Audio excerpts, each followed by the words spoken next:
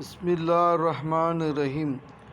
நபியே, பகலின் இரு முனைகளிலும், காலையிலும் மாலையிலும், இரவின் ஒரு பகுதியிலும் தொழுகையை பேணி தொழுது வருவீராக.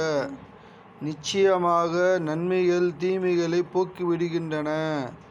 உபதேசத்தை ஏற்று கொள்பவர்களுக்கு இது ஒரு நல்ல உபதேசமாகும். ஈமான் கொண்டவர்களே, அல்லாஹ்வை பயந்து கொள்ளுங்கள்.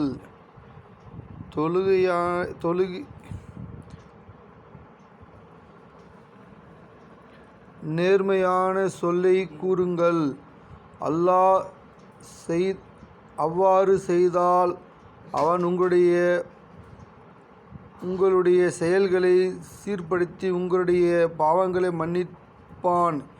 எவர் அல்லாஹ்வுக்கும் அவன் தூதருக்கும் வழிபடுகிறாரோ அவர் மகத்தான